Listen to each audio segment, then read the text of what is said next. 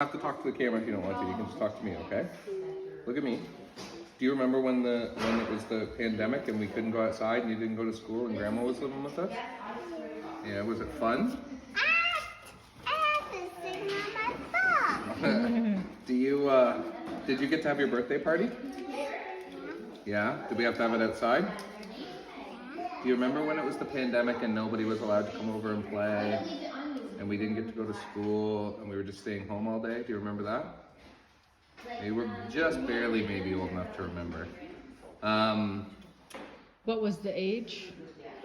That So he he's was? 4 now, Uh-huh. so Okay, pretty much so- I would say a COVID baby. Like Yeah. he came up, didn't get to do like preschool, didn't get to do any of like the little learners or the like the pre. I used to be in preschool when I was 3. Yeah, you did get to go to preschool last year for a little bit, but you didn't get to go to a full term of preschool. And I mean, yeah, like I coached their soccer. So he's 4, and a lot of the kids, it was funny. Like first day of soccer, I was like, okay, line up. We're gonna do this, and I realized like, oh, they don't even know how to line up. None of these kids have ever done anything before. They've never been in any activity kind of thing, right? Uh-huh. Okay, you go play. I don't think that's gonna work. So our experience with the pandemic and learning from home and trying to make it work was, I think, not totally unique, but a little bit different than everybody else. I own a business, I own a hardware store, so I never stopped working. Like we were just out there kind of Right. figuring it out as we went.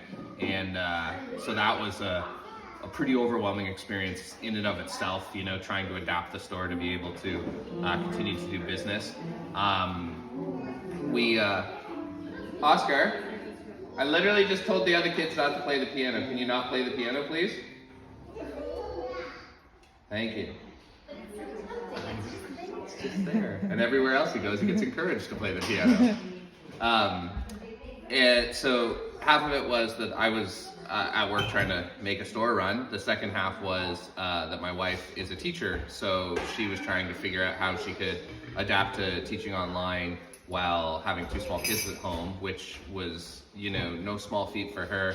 But realistically, we had more support than most people, and we had, you know, grandparents around and other people sort of in our bubble that could help out, where I feel, you know, there were some people that they were stuck at home with nobody to help them.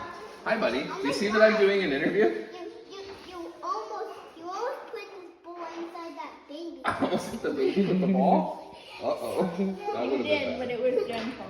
Uh-oh. Okay, you go make sure the baby's protected for me. Thanks.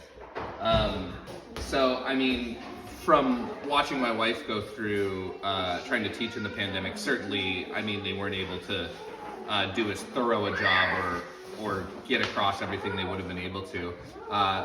For our kids, they were lucky enough to have a mother who was a teacher at home who was able to keep them up on the stuff, but even then, like, you know, your parents aren't as effective as your teacher trying to teach you something. You know, your kids always listen better to somebody else or to their teacher or whatever.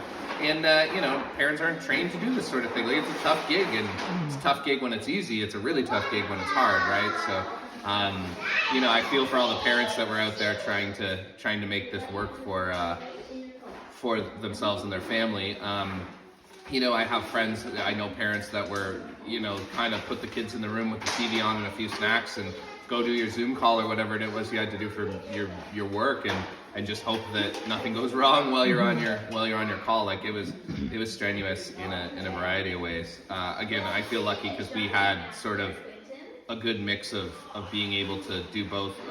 My wife got really lucky that the schedule she was teaching on and the schedule my daughter was supposed to be in class were almost opposite, so she could kind of get her set up, then go do her thing, and it was good that way. But poor Oscar was just by himself for a lot of the time, and I think it really reflects now, you know, as he's getting older, like he doesn't really want that much attention. Like he's happy to just play by himself. He kind of got used to just realizing that like there isn't going to be somebody there doting on him all the time. He's going to have to figure it out or play by himself or whatever, which you know, is great that your kid can play independently, but at the same time, it's a little sad that the poor guy, you know, he doesn't even used to having friends around and stuff. So even now as he's rid of the pandemic and he's able to like have friends and have friends over and stuff, I see it a lot of the time where he'll just kind of be playing by himself, even if there's other kids around. So I think it definitely affected their personality.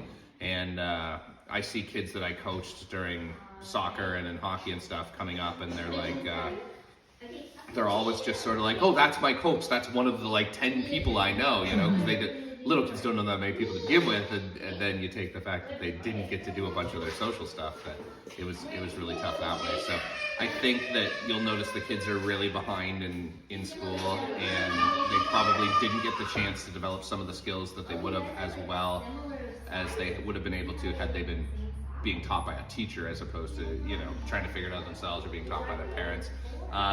And as far as good things that came out of the pandemic, I mean, here in the county, we were lucky that people really banded together. We looked out for each other. That part was nice.